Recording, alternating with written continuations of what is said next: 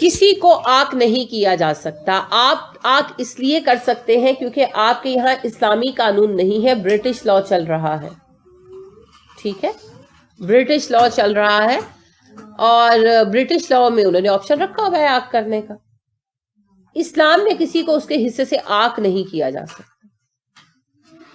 اگر وہ مرتد ہو گیا پھر تو اس کا حصہ ہی ختم ہو گیا, آق وہ بھی نہیں کیا جاتا, وہ تو اس کا حصہ آٹومیٹیکلی ساقط ہو جاتا. ٹھیک ہے. دوسری صورت جو میں نے عرض کی اس میں بھی آق نہیں کیا جا سکتا, صرف اس کا مال اس کے ہاتھ میں نہیں دیا جاتا. ٹھیک ہے. جیسے آپ گھروں میں بھی بعض اوقات ایسا کرتے ہیں, اگر آپ کی بیٹی یا بہو لاپرواہ ہو تو آپ کیا کرتے ہیں, اس کا زیور لے کر اپنے پاس رکھ لیتے ہیں. تو کیا ملکیت لے لیتے ہیں اس سے؟ نہیں, اس کا زیور ہے, آپ صرف لے کے رکھ لیتے ہیں. یا گھروں کے اندر اب جیسے آج کل ذرا تحفظ کے مسائل ہیں تو کیا کیا جاتا ہے, لاکر لے کر ساروں کا زیور اس میں ڈال دیتے ہیں. لیکن اس کی وجہ سے وہ چابی ساس کے پاس ہے یا سسر کے پاس ہے تو ساری عورتوں کا زیور سسر صاحب کی ملکیت تو نہیں ہو گیا, وہ ان کا حق ہے, وہ جب چاہے نکالیں, جب چاہے پہنے, جو چاہے کریں, صرف رکھا گیا ہوتا ہے.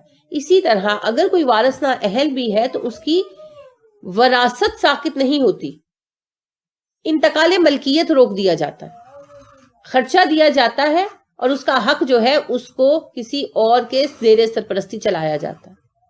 ٹھیک ہے. تو گویا اس کی ذمہ داری اٹھائی جاتی ہے, کیونکہ اگر کوئی نااہل ہے تو کون سپورٹ کریں گے, اپنے کریں گے نا. اور اس میں پھر صرف اپنے بچے کو سپورٹ نہیں کرنا, پوری اکانومی کو سپورٹ کرنا. ومن جو یطیع اطاعت کرے اللہ کی و رسولہ اس کے رسول کی, یدخلہ وہ داخل کرے گا اس کو جنات باغات میں تجری بہتی ہیں من تحتہا جن کے نیچے الانہار نہریں, خالدینہ ہمیشہ رہنے والے ہیں وہ فیہا اس میں. جو اللہ اور رسول کی اطاعت کرے گا ان کے لیے ایسے باغات بنائے گئے ہیں جن میں نہریں جاری ہیں.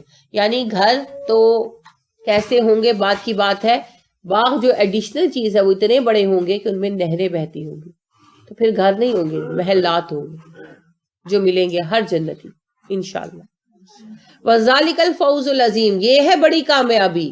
یہ کامیابی نہیں ہے کہ مجھے میرے بہن بھائیوں نے نہیں پوچھا تو میں جائیداد ان کو کیوں دوں, میرا فلاں بیٹا نافرمان تھا اس کو آگ کر دیا مجھے تو مزہ آ گیا.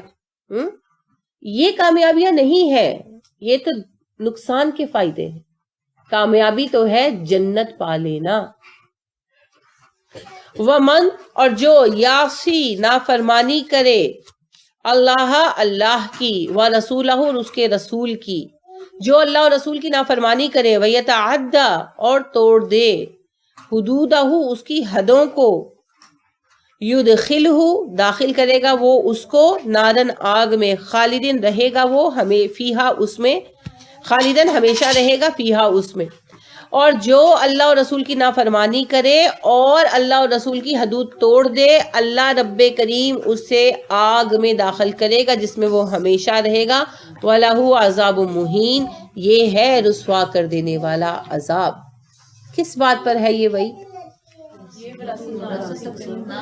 وراثت کے قوانین کا اطلاق نہ کرنے پر. اور جنت کا وعدہ کس پر ہے؟ وراثت کے قوانین کو نافذ کرنے پر. میں مانتی ہوں کہ پاکستان میں اسلامی قانون نہیں پریویل کرتا. کیا آپ اپنی جائیدادیں عدالت میں جا کے تقسیم کراتے؟ خود ہی کرتے ہیں نا. تو آپ کو کیا حکومت نے کوئی آرڈر دے رکھا ہے کہ اگر کسی نے قانون وراثت کے مطابق تقسیم کی تو اسے فائن کیا جائے گا؟ روکا گیا نہیں نا. تو پھر اپنی مرضیوں سے نہیں کرتے. ہر ایک چیز کی ذمہ دار حکومت نہیں ہے. حکومت کی غلطیاں ہیں, وہ سب اپنی جگہ پر ہے. لیکن فرض کریں کہ اگر ابھی ہماری زندگی میں حکومت نہیں اسلام کی طرف آتی, ہمارے ماں باپ بھی تو ایسے ہی مر گئے نا, نہیں ان کو نصیب ہوا اسلام کا یعنی عروج دیکھنا. کیا پتا ہمارے نصیب میں کیا ہے, نہیں ہے ہماری زندگی میں اسلامی قانون نافذ ہوتا تو اللہ کی نافرمانی کرتے ہوئے مرنا. اور دوسری بات یہ ہے کہ اس میں حکومت کا یا معاشرے کا کیا معاملہ ہے؟ جائیداد آپ نے تقسیم کرنی, کیوں وراثت کے مطابق نہیں کرتے؟ کتنی بڑی آیت ہے یہ, کتنی خوفناک آیت ہے یہ. اس کے بعد بھی یہ کہتے ہیں کہ جہنم میں نہیں جائیں گے مومن. یہ تو اللہ قانون وراثت کے لیے کہہ رہے ہیں. اور وراثت کے قانون مسلمانوں کے لیے اترے ہیں کہ غیر مسلموں کے لیے؟ تو یہ وعید پھر کس کے لیے ہے؟ مسلمانوں کے لیے. جو مسلمان ہیں، کلمہ پڑھتے ہیں، قرآن پڑھتے ہیں، اور اس کے بعد اللہ کے قانون کو نہیں مانتے اور وراثت کے مطابق وراثت کو تقسیم نہیں کرتے، ان لوگوں کے لیے اللہ یہ کہہ رہے ہیں جہنم کی آگ ہے. من یعص اللہ و رسولہ، جس نے اللہ اور رسول کی نافرمانی کی، ویتعدی حدودہ، اللہ کی حدود کو توڑا، یدخلہ نارا، اللہ اسے آگ میں ڈالے گا، خالدا فیہا، وہ اس میں ہمیشہ رہے. اب دیکھ لیں، ہم لوگوں نے انفرادی سطح پر بھی قانون وراثت کی خلاف ورزی کی اور اجتماعی سطح پر صرف مال کی محبت. ایک طرف ہم نے کیا رسمیں بنائی ہوئی ہے، بیٹیوں کو حصہ نہیں دینا ہے نا. یہاں تک کہ بیٹیوں کی شادیاں کرانے سے پہلے بڑے بڑے لینڈ لارڈ فیملیز جو ہے وہ لکھوا لیتی ہیں، اسٹامپ پیپر لکھوا لیتی ہیں، ہم نے اپنا حق ویو کر دیا، معاف کر دیا، صرف مال نہ دینے کے لیے، زمین نہ دینے کے لیے.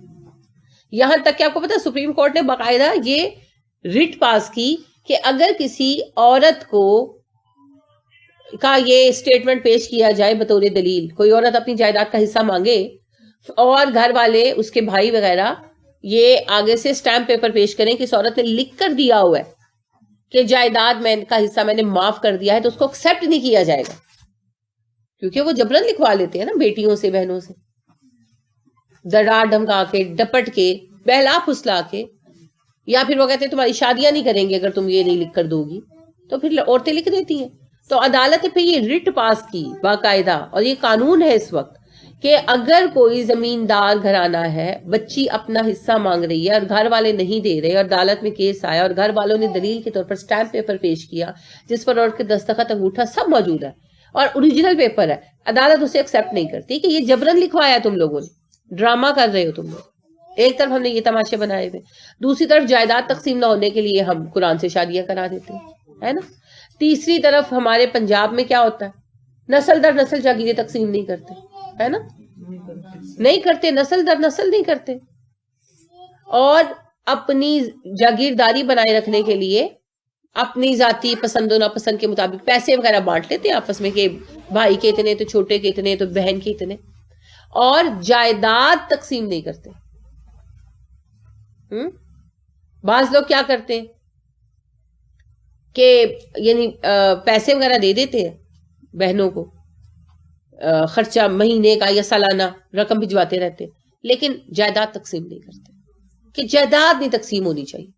اور بعض اوقات پوری پوری فیملی اس میں راضی ہوتی ہے کہ جی جائیداد اکٹھی رہے، سب غلط. کیونکہ تقسیم جائیداد میں ایک تو سب کو حصہ ملے گا، آپس کی رنجشیں دور ہوں گی، اور اس سے بھی ساتھ ایک اہم بات یہ ہے کہ آپ کا جاگیرداری سسٹم ختم ہو جائے گا. یہ جو آپ کے لارڈ بنے ہوئے ہیں نا، سب ختم ہو جائیں گے. فرض کریں میرے پاس 100 ایکڑ زمین ہے یا 100 مربع زمین ہے، بہت امیر ہوں میں. اب ایسی صورت میں میرے 5 بچے ہیں، میرے مرنے پر وہ جائیداد تقسیم ہو گئی، میرے شوہر کو گئی، ابا زندہ تھے ان کو گئی، یا نہیں زندہ تھے چلے شوہر کو گئی، بچوں کو گئی، شوہر بھی نہیں تھے خالی بچے تھے، تب بھی 25-25 چلی گئی سب کو، 4 بیٹے تھے، 25-25 ہو گئی. اب وہ والی نہیں رہی، حساب وہ نہیں رہا، ٹھیک ہے. اب وہ میں بہت امیر تھی، وہ نارمل ہو گئے، ٹھیک. اب اس کے بعد آپ کو پتا ہے سب کی اہلیت ایک جیسی نہیں ہوتی، سب کے حالات ایک جیسے نہیں ہوتے، سب کی تعلیم، سب کا ذہن ایک جیسا نہیں ہوتا. کوئی ترقی پائے گا، کوئی نہیں پائے گا، کوئی پہلے میں سے بھی کم کر جائے گا، ہے نا. کسی کی بیوی بیمار ہو گئی بھی، اللہ نہ کرے، یا بچہ پیدا ہوا اور وہ بچہ ٹھیک نہیں تھا، اس کے علاج کے لیے وہ زمین بیچتے رہے، ٹھیک ہے، وہ کنگلے ہی ہو گئے بیچارے. ہوتا ہے ایسے زندگی میں. کوئی ہے اس نے اسی کو مینٹین کر لیا. شاید ایک بچہ ایسا ہوگا جس نے 25 سے پھر 50 بنا لی، فرض کر لیں، پھر اس نے 50 مربع کر لی. اب اس کے آگے 4-5 بچے، ہر کسی کے 4-4 5-5 بچے. اب کیا کریں گے؟ بچے بھی آئیں گے. اب وہ جو جس کے پاس 25 ہے وہ 4 بچوں میں تقسیم ہو کر 10-10 12-12 رہ جائے گی. جس نے 50 بنا لی اس کے بھی 5 بچے ہیں، تو جب ان میں تقسیم ہوگی تو 10-10 رہ جائے گی. وہ اپنے باپ سے بھی کم حیثیت پر آ جائیں گے. جائیدادیں کیسے بنیں گی؟ کوئی نہیں بنیں گی. جاگیریں کہاں سے آئیں گی, جاگیردار کہاں سے آئیں گے؟ آپ کو پتا ہے پاکستان کی ترقی میں سب سے بڑی رکاوٹ کیا ہے؟ جاگیرداری سسٹم. جاگیرداری سسٹم کی وجہ سے آج تک سندھ اور بلوچستان ڈیولپ نہیں ہو سکے. وہ سکول نہیں بننے دیتے وہاں پر. ایک بڑا دلچسپ واقعہ لکھتے ہیں قدرت اللہ شہاب شہاب نامہ میں, کہ وہ کہتے ہیں کہ میرے پاس ایک جاگیردار آئے, نام نہیں انہوں نے دیا, کہتے ہیں جاگیردار آئے تو وہ کہنے لگے کہ جی ساتھ والے جو جاگیر علاقہ ہے, پنڈ ہے, اس کا جاگیردار میرے علاقے میں سکول بنوانا چاہتا ہے, تو اس کو روکو. تو کہتے ہیں میں نے کہا کہ کیوں روکوں یعنی؟ تو وہ کہنے لگا کہ نہیں تمہیں نہیں پتا, وہ بچے پڑھ جائیں گے تو میرے ہاتھوں سے نکل جائیں گے, تو وہ مجھ سے بدلہ لے رہا ہے. کہتے ہیں میں نے کہا آپ اس سے بدلہ لے, آپ اس کے علاقے میں سکول بنوا دیں. تو کہتے ہیں نتیجہ یہ نکلا کہ وہ جاگیردار آپس میں ایک ہو گئے, جو بھی ان کا اختلاف تھا نا وہ انہوں نے دور کر لیا, ایک دوسرے کے علاقے میں سکول نہیں بننے دی. کھیتوں میں کام کرنے والے, کیونکہ بچے پڑھ جائیں گے, شعور آ جائے گا, کھیتوں میں ہی کام کریں. پڑھنے کا مطلب یہ نہیں کھیتوں کا کام چھوڑ دیں, مگر ان کو پتا ہوگا کہ کمائی ہماری ہے, یہ ساہوکار کہاں سے آگے بیچ میں, یہ ہمارا خون چوسنے والے کون ہے, کھڑے ہو جائیں گے. اسی وجہ سے پھر وہ ادارے نہیں بننے دیتے. اور یہ حقیقت ہے, آج کی دور میں بھی یہ حقیقت ہے کہ بہت اندرون سندھ اور بہت اندرون بلوچستان میں آپ جب جاتے ہیں تو آپ کو پڑھے لکھے لوگ بہت کم ملتے ہیں. آپ آج بھی وہاں جا کر اس طرح ایجوکیٹ نہیں کر سکتے. میں بڑے شہروں کی بات نہیں کر رہی, بڑے شہر تو وہ ظاہری بات ہے لائم لائٹ میں ہے نا, جو اندرون ہے پنجاب کے تو آپ دیہات میں بھی جا کر پڑھا لیں نا. پنجاب میں کافی ڈیولپمنٹ ہوئی ہے, اور انگریزوں کے زمانے میں بھی پنجاب بہتر ہی تھا, سرحد میں بھی وہ سسٹم نہیں ہے. لیکن بلوچستان اور سندھ تب بھی پسماندہ تھے, آج بھی پسماندہ ہے. سبب کیا تھا؟ بلوچستان اور سندھ کے علاقوں کو اپنے وفاداروں کے درمیان بطور جاگیر بانٹا انگریزوں نے, یہ تب سے جاگیریں بن گئی, یہاں پر لارڈ بن گئے. اب وہ جو جاگیرداری سسٹم ہے وہ ٹوٹ نہیں رہا, کیونکہ وراثت تقسیم نہیں ہوئی. وراثت تقسیم ہو نا تو آپ دیکھیں گے 50-60 سال میں کوئی جاگیردار بڑا نظر نہیں آئے گا آپ کو. جی ہاں, آپ کے جتنے بڑے بڑے سیاست دان ہیں وہ سب بڑے بڑے جاگیردار ہیں, اور سارے بڑے بڑے جاگیردار جو ہے وہ سب ٹریٹرز ہیں, سب غدار ہیں. یہ حقیقت ہے جسے بدلا نہیں جا سکتا. بالکل, جنہوں نے اپنی قوم کو بیچ دیا زمینوں کی خاطر, ان سے اب کہاں خیر ملے گی, اللہ یہ کہ ویسے ہی کوئی نیک ہو. لیکن اچھے لوگ بھی ہیں, دیکھیں سب کے سب نہیں, اچھے لوگ بھی ہیں. اگر پارلیمنٹ میں اچھے لوگ نہ ہوتے تو ملک کیسے چلتا. لیکن جن کا قبضہ ہے ان لوگوں کا ہے جن کے ہاتھ میں زیادہ پاور ہے. پاور کن کے ہاتھ میں زیادہ ہے؟ جن کے ہاتھ میں زیادہ زمینیں ہیں. زمینیں کن کے ہاتھ میں زیادہ ہیں؟ جو سب سے زیادہ اللہ کی نافرمانی کر رہے ہیں. کیونکہ اگر بعد میں بھی چلے جیسے ملی سو ملی, وہ تو ان کے باپ دادوں کے کام تھے. اب اگر خالی جائیدادیں تقسیم کر رہے ہوتے نا تو پاکستان بننے سے لے کر اب تک جاگیرداری ختم ہو گئی ہوتی, ختم ہو گئی ہوتی. آپ دیکھیے کہ ہمارا جو بھٹو خاندانی ہے, تو بھٹو صاحب کی جتنی زمین تھی وہ بڑی ہی ہے, کم نہیں ہوئی. کیوں؟ بھٹو صاحب کے بچے نہیں تھے نا, بھائی وغیرہ بھی تھے. بھٹو صاحب کے اپنے بھی بھائی وغیرہ تھے ہوں گے. پھر آگے جو ہے بے نظیر صاحبہ, ان کی بھی پوری فیملی ہے, کسی کو حصہ ملا. پھر بے نظیر صاحبہ کی اب جو بچے ہیں بہن بھائیوں کے بعد بچے بھی جوان ہو گئے, بچوں کے بچے بھی جوان ہو گئے. کس کا حق ملا؟ کسی کو نہیں ملا. تبھی تو وہ ابھی تک اتنی بڑی جاگیر ہے نا, کتنے گھنٹے ٹرین چلتی رہتی ہے.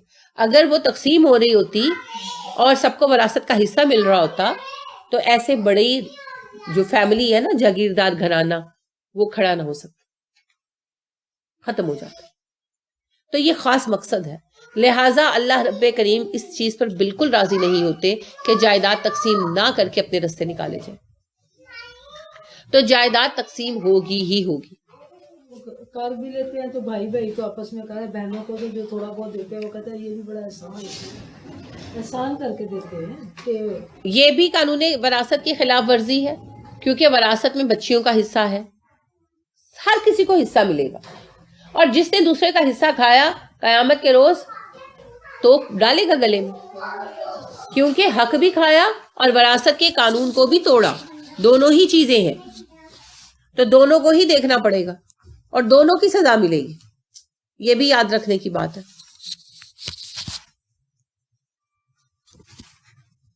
جی آج ہم یہیں تک پڑھیں گے, لہٰذا کوئی سوال ہو تو وہ آپ پوچھ سکتے ہیں. علاقی، جیسے آپ علاقہ لکھتے ہیں نا ویسے ہی علاقی، شقیق. ہاں جی. شک سے شک بھی ہوتا ہے، شک ہو جانا، شک صدر، اور شک حصہ. ہاں جی، گول کینچی والا کاف.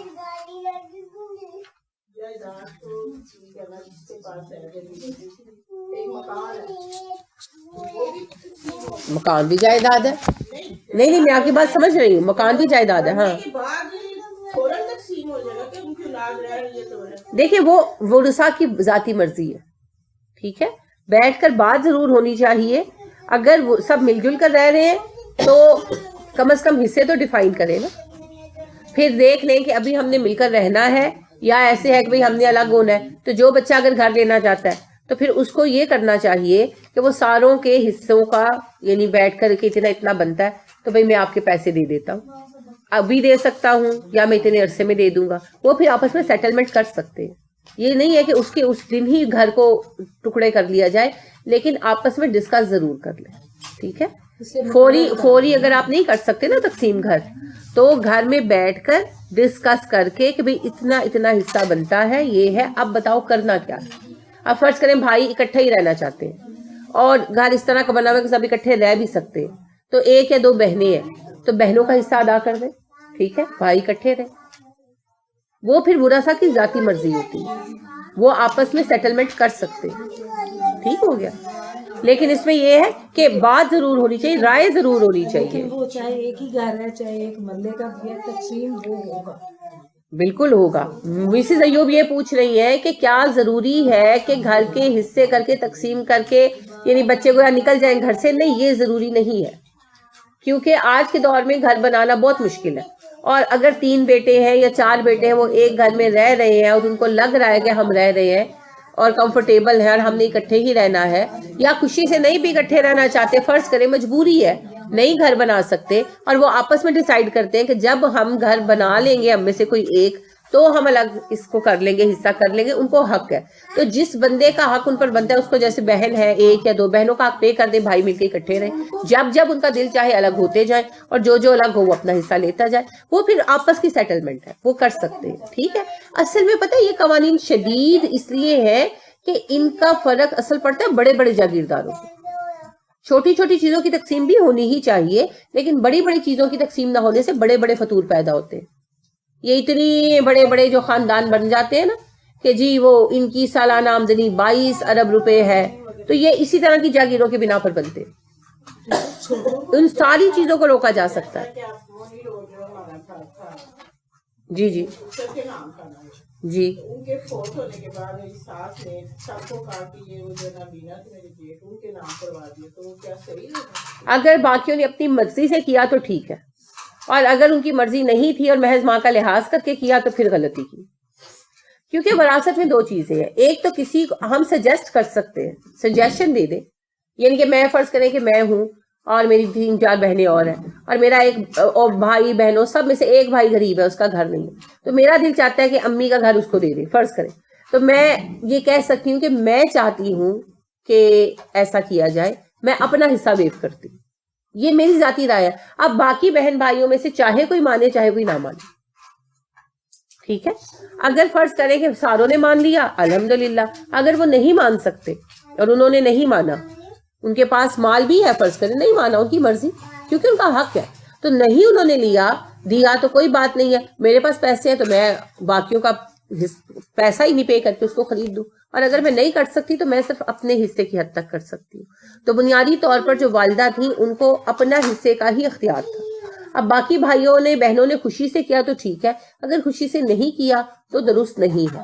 اب تو چونکہ سب ہو چکا، تو اگر کسی کے دل میں کوئی بات ہے بھی والدہ کی طرف سے تو انہیں معاف کر دے، اس کے سوا کچھ نہیں ہو سکتا. لیکن اصولاً ایسا کرنا نہیں چاہیے. ٹھیک ہے. سب کو رائے دینی چاہیے، حکم نہیں دینا چاہیے، مرضی سب کی اپنی اپنی. بالکل. کسی ایک بندے کے لیے اگر کسی ہمدردی کی وجہ سے کوئی فیصلہ کرنا چاہتے ہیں تو اس میں سارے ورثاء کی اجازت لینا ضروری ہوتا ہے، اور یہ اجازت آزاد ہونی چاہیے. اور نابالغ حصے دار ہو تو پھر اجازت نہیں ہو سکتی. یعنی نابالغ اگر اجازت بھی دے دے نا, اس اجازت کی ویلیو نہیں ہوتی. فرض کریں کہ 4 وارث ہیں, 3 وارث بالغ ہیں, 1 وارث نابالغ ہے, تو نابالغ اگر اجازت دے بھی دے تو اجازت نہیں ہوتی, اس کی اجازت کنسیڈر نہیں ہوتی. ٹھیک ہے, تو وراثت کے قوانین جو ہے نا یہ نازک ہے.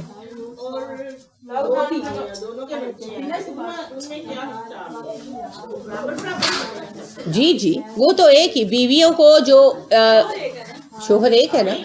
سنا تھا میں نے کہ مطلب اگر کسی بیوی سے ایک بچہ ہے تو وہ اس کو آگے ملے گا. نہیں, جتنے بھی بچے ہوں ایک باپ کے, باپ کی وراثت اسی طرح آئے گی. بیٹوں کو دگنا, بیٹیوں کو آدھا.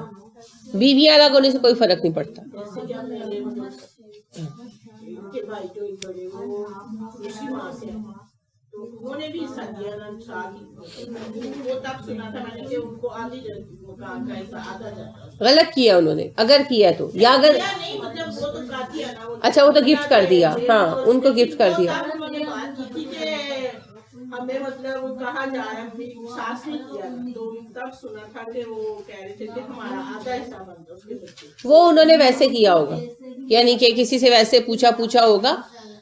حقیقت نہیں ہے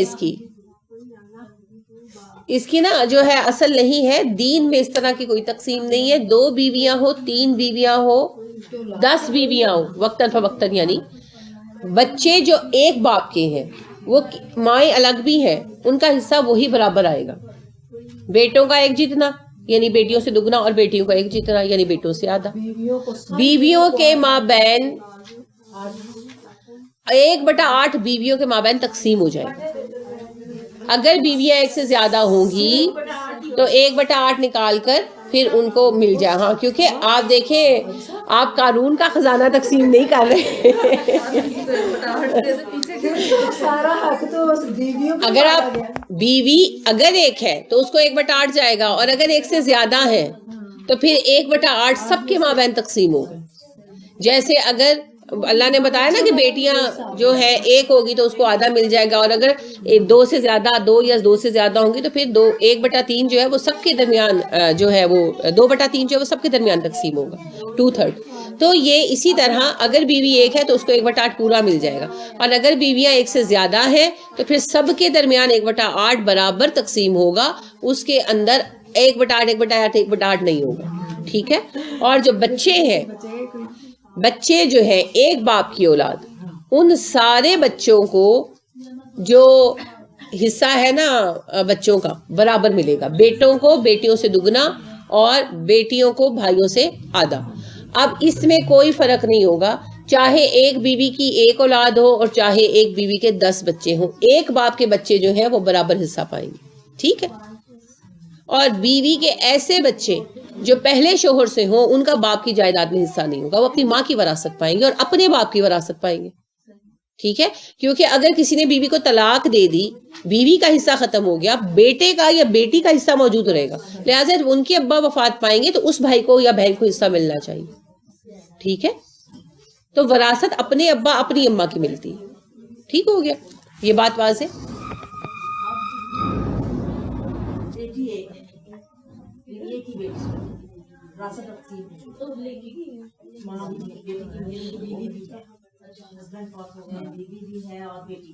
اب جائیداد تقسیم ہو رہی ہے, آدھی جائیداد تو چلے گی اور بیوی موجود ہے, مگر جائیداد کی تقسیم 8 سال بعد ہوتی ہے. اب بیوی کا حق ہے کہ بیوی کا حق ہے. جب شوہر وفات پائے تو بیوی تھی, 8 سال بیوی کا حق نکالا جائے گا. اصل میں پتہ ہے اسی وجہ سے 8 سال بعد شادی کر دیکھیں ان کا حق وراثت تو تھا نا, یہ تو وراثت تقسیم کرنے والوں نے ڈیلے کیا. اس وقت اس کا حق, ہاں, تو وہ حق ابھی بھی برقرار رہے گا. وہ حق, کیونکہ حق کو ڈیلے کیا گیا ہے, حق ختم ہونے کا کوئی سبب نہیں ہے. ٹھیک ہے, اسی لیے اصول یہ ہے کہ مرنے کے بعد فوراً تقسیم کی جائے. اگر کسی سبب سے جیسے گھر فرض کر لیں اور گھر جو ہے نہیں آپ تقسیم کر سکتے, اس میں رہ رہے ہیں, تو ایٹ لیسٹ حصے سب کے آئیڈینٹیفائی کریں. اور پھر جنوں جیسے ماں ہے اس کو پے آف کر دے کہ وہی کہ بھئی اگر اب ظاہر ہے وہ بیوہ ہے، وہ آگے شادی کر لے کچھ کر لے تو اس کو تو اس کا حصہ مل جائے نا، تو لہٰذا ان کا حصہ ہے. یہ تو وراثت میں ڈیلے کی وجہ سے گناہ گار ہو رہے ہیں، تو ان خاتون کا حصہ کھانے کا کوئی سبب نہیں بنتا. ہاں وہ اپنی مرضی سے نہ لے تو ان کی مرضی، لیکن حصہ بنتا. ٹھیک ہو گیا؟ کوئی اور سوال؟ چلیے، سبحانک اللہم و بحمدک ونشہد ان لا الہ الا انت ونستغفرک ونتوب الیک. السلام علیکم ورحمۃ اللہ وبرکاتہ.